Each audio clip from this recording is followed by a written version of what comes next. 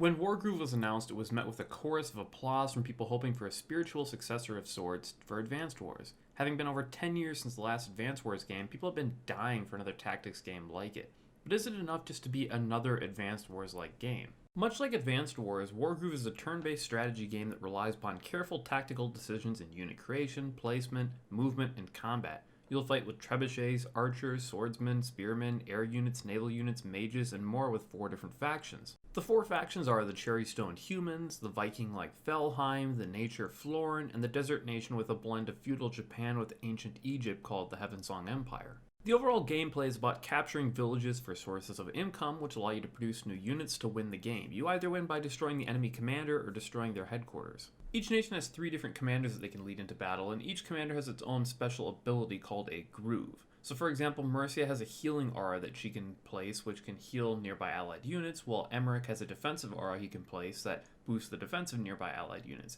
It's sort of a hybrid between Advanced Wars that had COs that could impact the game through their abilities, but also Fire Emblem, which has characters in the map. The characters also have certain abilities and different things they can do in combat, so you can move them around and use them in battle to actually try and win fights. Unfortunately, though, the balance between the different commanders is not that great. Nuru, who can just teleport in a unit, any unit that she wants to, and then move it and use it that turn, is way better than all the other ones. And some of the heroes in particular are just complete garbage, which is a bit of a disappointment, and I hope it's something they'll fix later on. The game could also desperately use some kind of differences between the different factions. All the factions are more or less just the same, which is really disappointing compared to the COs from Advanced Wars that had distinct differences. Some of them had better air units, some had weaker air units, some had better naval units, some had better ground units, some had better tanks. Different things like that made it interesting to play each individual faction, but in this game all you're basically doing is choosing an aesthetic style.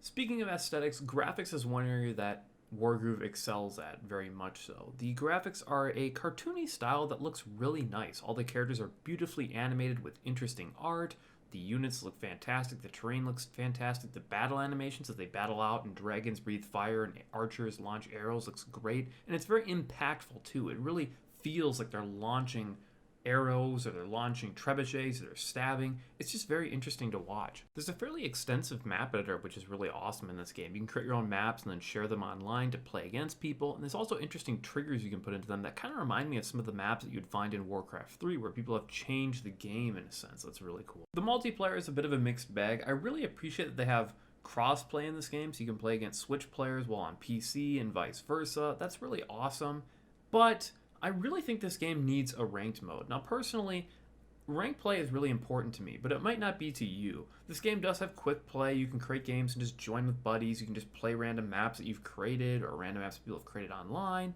and that's great, but the game desperately needs some kind of a ranked mode to it. There's no strict enforcement of rules, so if you go into a game, somebody can turn timers off and then just spend 20 minutes on a turn, or somebody can have Fog of War on or off. It's just nonsense and really makes multiplayer an unsatisfying experience because you can't really get that enforcement of a competitive gameplay that you might want. Now, despite that, I still did have a lot of fun playing the multiplayer with friends and also random people online. The game also has some pretty interesting features with Steam, so it'll tell you when your turn's ready, so you can just jump out of a game and jump back in. You can even play games not exactly being sitting down, so if you want to play against a buddy over a long period of time, you can just start up a game and then just hop in when you get a chance to do your turn. That's really awesome. The story is a bit of a mixed bag. There's a lot of content here, so if you're looking for a long story mode with tons of challenges and interesting things to do, you've got that here.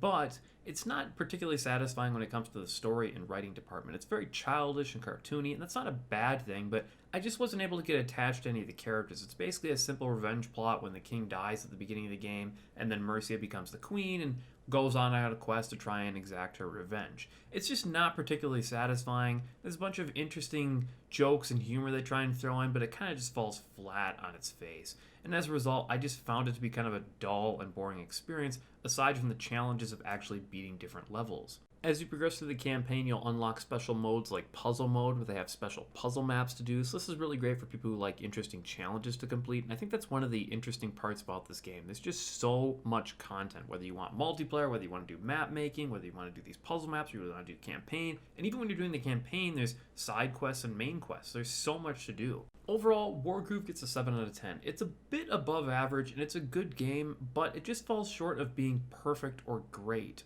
in that 8 or 9 range. I just wish there was a ranked multiplayer mode. I wish there was differences between the commanders so that there was more of a reason to play the other factions. Because right now it just feels like you're doing the exact same game over and over again, even if you play with a new commander. Because the only difference between them is that they have a different groove.